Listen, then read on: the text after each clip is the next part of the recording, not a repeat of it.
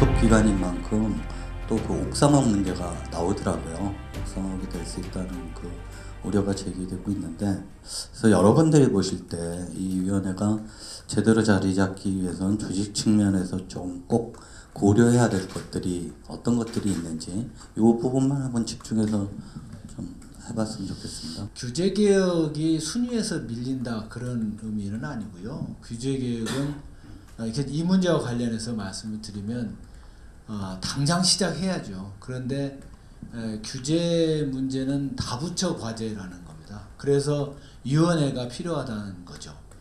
그동안 그 규제개혁위원회도 아까 안수정님 말씀하신 것처럼 총리실에서 이제 그런 것들이 있었지만 그 천만송이가 중요하지 않다. 정말 하나라도 제대로 해야 된다라고 하는 의미에서 다부처들이 서로 머리를 맞대고 할 수 있는 그런 구조.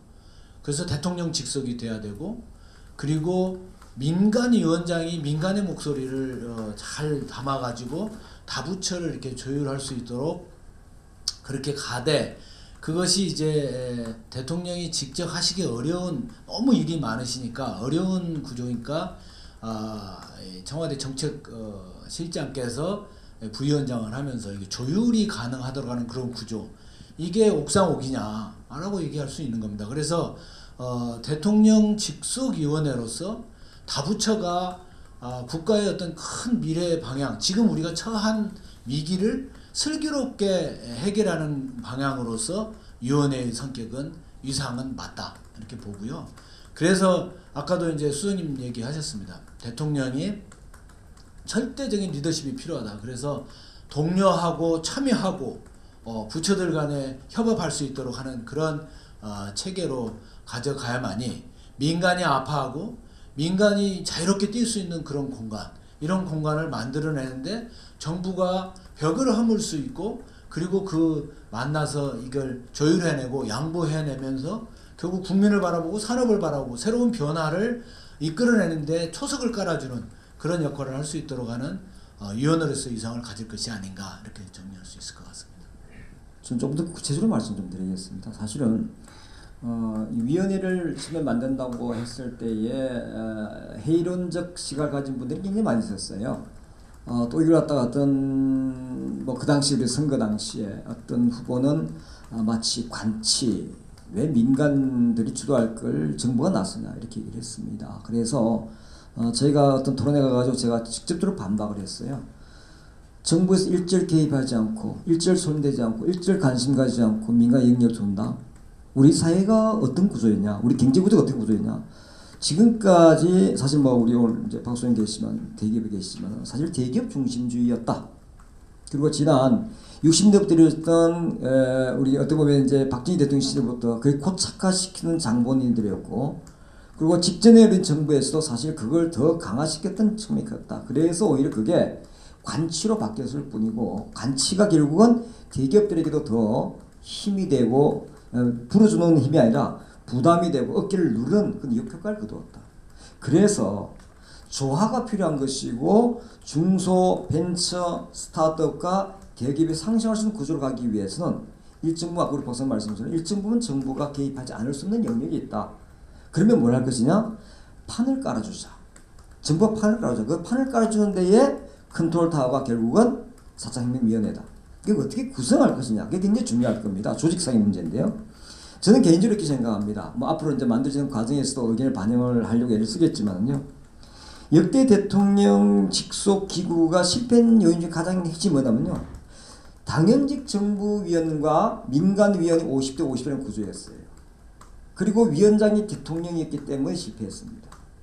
저는 일자리 위원회랑 조금 다르보는데요. 저는 개인적으로 위원장 민간 하나가 정확하게 잘 보는 것 같고요. 총리급 잘 봤습니다. 두 번째는 위원 구성이에요. 저는 최소한 민간위원이 1.5배 이상이 많아야 된다고 생각합니다. 당연직이 예컨대 정부위원이 10명이다 그러면요. 최소한 민간 영역은 15명 이상이 된다고 해야 됩니다. 그리고 거기 아래에 있는 분과위원회가 있을 거예요. 각 영역별, 왜냐면은 위원회가 일을 효율적으로 하기 위해서는 각 분과가 나올 겁니다. 아까 우리 이제 노 교수님께서 말씀했지만은 4차 혁명이라는 것은 전 분야의 전 영역에 흩어져 있는 내용들을 갖다가 잘 주워 담아 가지고서 구슬이 선반에도 깨매듯이 잘 깨매는 게 중요하기 때문에 자 그러면 분과위원회 반드시 필요합니다. 그 분과위원회 지금까지 말이에요. 대부분 공무원들이 주도를 했어요. 안 됩니다. 민간 전문가에게 맡겨야 됩니다. 분과위원으로는 공무원이 같이 들어올 수도 있어요. 각 분야별로. 그러나 분과위원장 반드시 민간 전문가 맡아야 된다는 거죠. 두 번째는요. 분과위에서 할 수 있는 부분들이 연구반을 만들어야 됩니다. 왜 근데 이런 겁니다. 제가 분과위원회 왜 중요시했냐면요. 항상 상명하복이었어요. 위원회에서 결정이 되고 나면 분과에서 여기에서 자료를 준비해서 올려라 이런 식입니다. 안 됩니다. 분과위원회에서 활동한 영역이 바로 위원회로 올라가서 위원회는 행식적 의결을 해야 되는 거죠. 자, 그런데 이게 굉장히 중요하고 그래서 분과위원회의 중심주로 가야 된다. 마치 국회가 상임위원회 중심주로 가듯이 똑같은 내용입니다. 자, 그 안에 또 뭐가 필요하냐면 분과위원회에서도 안에서도 또 필요한 게 있어요. 예컨대 노동이나 인력 양성 이런 부분들은요 전담 연구가 필요합니다. 그는 분과위원회 안에 이런 연구반이 필요하고요. 두 번째는요 데이터 활용해서 우리가 아까 얘기했던 빅데이터 같은 경우에 개인정보가 충돌합니다. 어떻게 할 겁니까? 전담 연구반이 필요합니다. 또 뭐가 있겠어요? 이런 우리가 갖고 있는 인공지능 기술을 이용해서 신생활 변화를 가져올 겁니다. 예컨대 미세먼지 어떻게 처리할 것입니까? 오늘도 발표한 거 보니까요 국내 미세먼지 갖고 있는 게 약 52%고요 중국에서 보니까 34%고요 기타 이렇게 있습니다. 자 이거 어떻게 할 겁니까? 우리가 갖고 있는 좋은 이런 4천여의 기술을 가지고 어떻게 활용할 것인가, 어떻게 국민에게 실생활에 도움을 줄 것인가 별도 연구반이 필요합니다. 전담반. 또 가장 중요한 게 법 제도 개선은요 앉아가지고 왕왕거려도 될 문제가 아니에요. 왕왕은 빼세요. 결국 여기는 전담반이 필요했어요. 전격적으로 이게 권한을 주어서 이 연구반에서 나온 결과를 무조건 수용해야 됩니다. 위원회는 행식은 동일해야 되는 거죠. 이런 정도의 기본적인 권리를 갖추는 위원회. 그 다음에 이제 세 번째가요. 한 개 먼저 여기 좀 할게요. 왜냐면 이게 굉장히 중요한 건데요. 지금 우리 청와대 비서실 정책실 조직에 4차 혁명을 전담하는 조직이 실제는 없습니다. 물론 이번에 이제 우리가 급하게 만들어지는 이제 대선 이후에 만드는 과정에서 앞으로 무슨 새로운 개편이 날 것으로 예상을 합니다만은 우선 이제 우리 과학기술보좌관이 이제 전담을 하도록 해서 간섭을 맡겼는데요. 제 생각에는 대통령의 의지를 충분히 반영할 수 있고 대통령의 의지를 충분히 전달할 수 있고 이걸 소통할 수 있는 브릿지 역할을 할 수 있는 전담 비서관 내지는 수석 비서관이 꼭 필요하다 봅니다. 이게 만들어져야 될 것이고요. 자 그러면은 그 밑에 집행 기능을 하는 게 사무처 기관이에요. 아까 노기순 교수님께서 우리 조직 공무원 조직 얘기를 했잖아요. 제가 전적으로 동의하면서요. 제가 예전부터 약 한 5년 전부터 이 ICT 분야 4차 혁명과 관련된 공무원들은 공무원 전담제로 가자. 우리 지금 공무원 전담제를 시행하고 있어요. 일부 기관에서. 이게 왜 중요하냐면 이런 겁니다. 소프트웨어, 김과장 소프트웨어 대가야. 제가 왜 얘기하냐면요. 기업들은 지금 이제 한 두세 네 템포 앞서가고 있는데 공무원들은 아직도 제자리에 머물러 있어요. 아직도 정보통신부실에 기업을 그대로 살리고 있어요. 이게 뭐냐면요. 공무원들이 시류에 편성을 못하고 있다는 겁니다. 시대적 흐름과 변화에 적응하지 못하고 있다는 거죠. 그럼 어떻게 됩니까? 이 공무원들 입 하나 자체가 규제가 되어버립니다. 그들은 이해를 못하기 때문에 AI가 어떻게 변하고 어떻게 변화될 것인가에 대한 확신이나 신념이 있기 때문이죠. 그래서 공무원 사회를 변화시키려면요. 공무원들이 특히 4차 혁명 관련 미래부, 산업부 같은 경우는요. 공무원들에게 제대로 된 기업가 정신, 창업가 정신을 심어줄 수 있는 그런 변화를 만드는 게 필요합니다. 그래서 이 전담 공무원은요. 이런 거죠. AI 소프트웨어 이런 분야의 전담 공무원 이 사람은 아예 그냥 처음에 주무관부터 시작해서 국장이 될 때까지 여기서 그냥 죽는 거예요. 대신 인센티브를 줘야죠. 최소한 자기 동기들보다 1년 이상 승리 점수 시켜줘야죠. 성과에 따라서. 실패하더라도 공무원들에게 사회 안전망을 줘야 됩니다. 공무원들의 소신을 갖고서 일했을 적에 그게 실패했다, 정치 실패했다, 너는 괜찮아. 우리가 기본적으로 기업들의 사회 안전망보다 더 중요한 게 오히려 공무원 사회 안전망이에요. 얘네들은, 공무원들은 복지부동입니다. 왜? 내가 피해볼 것? 아니야. 내가 승리하지 애로사항이 될 것? 절대 일 안 합니다. 그들에게 오히려 그런 진취적 영향을 심어주려면은 공무원 사회 변화에 따르는 그러한 사회 안전망을 구축해주는 거죠. 이게 변화되지 않으면요. 우리 기업들 맨날 찾아가 얘기해봤자 통하지는 않습니다. 저는 그게 반드시 필요하다고 보고요. 이제 마지막으로 딱 한 가지요. 사무처의 조직은요. 지금 공무원들이 자기들 자리 이동으로 생각하고 있습니다. 승진으로 생각하고 있어요.